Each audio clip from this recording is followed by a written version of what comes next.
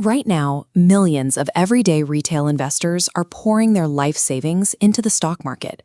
Driven by artificial intelligence narratives and endless momentum, they're buying at absolute record highs. But on the other side of those trades is a single seller. Warren Buffett has quietly liquidated hundreds of billions of dollars in stock. He is currently sitting on nearly $400 billion in cash. Why is the most patient investor alive suddenly moving his chips off the table? For over 7 decades, his entire strategy has been to buy high-quality companies and hold them forever. Selling large established positions is a total rejection of his normal playbook.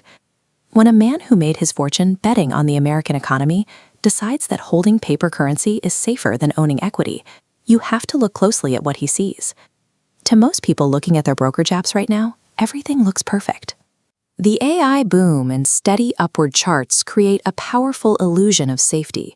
Traders are maximizing their leverage, paying premium prices for tech, driven entirely by FOMO. History shows us a very uncomfortable pattern. The most devastating market crashes rarely start when everyone is terrified.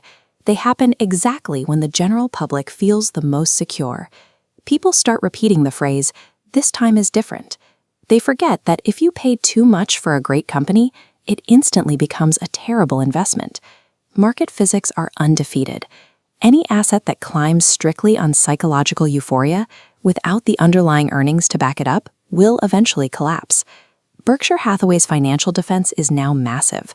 They are holding nearly $400 billion in cash and short-term treasury bills. To build that pile, they systematically slashed their largest positions. They dumped over $130 billion in equities in a single year, aggressively cutting their massive stake in Apple and exiting major bank holdings. This chart shows the Buffett indicator, comparing total stock market valuation to US GDP. It's flashing the same severe warnings seen at previous bubble peaks. Investing requires a margin of safety, a buffer between cost and intrinsic value. Right now, that buffer has completely disappeared. He isn't claiming the market will collapse tomorrow. He is looking at the math and recognizing that the potential for permanent loss now heavily outweighs the upside. We saw this exact discipline in 1999. At the height of the dot-com bubble, financial magazines mocked him for refusing to buy tech stocks at absurd valuations. He sat perfectly still. Months later, the market crashed by over 50%, destroying a massive amount of retail wealth, while his capital remained entirely safe. The same thing happened in 2008. By hoarding cash while others chased the housing boom, he positioned himself to buy incredible assets for pennies on the dollar when the entire financial system froze. Today, institutional investors and corporate insiders are executing that same playbook. They are using the massive influx of enthusiastic retail buyers as exit liquidity to safely offload their overpriced shares. In a raging bull market, holding cash looks foolish, but in the long term, dry powder is a financial weapon that allows you to capitalize on the inevitable shift in the cycle. If you own a portfolio of high-flying stocks today, you need to honestly ask yourself, are your investments grounded in corporate earnings, or are you just hoping someone else will pay a higher price later? The first rule for navigating this environment is to ruthlessly check your convictions. If your largest holding dropped 30% tomorrow, would you have the data to confidently buy more, or would you panic sell? Second, you need your own reserve of dry powder.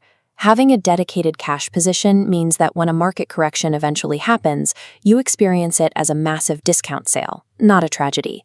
Third, ignore the noise. Financial media is designed to make you feel anxious or greedy.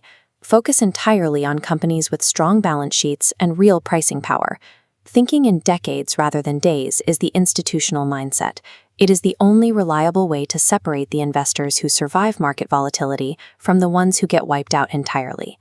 Buffett's retreat to cash has nothing to do with blind panic. It comes from a deep respect for how financial cycles operate and the discipline to act on the math instead of emotion. The most dangerous moments in financial history never look terrifying while you are living through them. They look incredibly exciting. The stock market functions as a highly efficient machine. Over time, it simply transfers wealth away from the impatient crowd directly into the hands of the patient few. You have a choice. You can follow the momentum and hope you find a chair when the music stops, Or you can build your cash reserves and wait alongside the smart money for the perfect strike. If you want to spot these market truths before the crowd does, hit the subscribe button and turn on notifications. Protect your capital, stay disciplined, and we'll see you in the next video.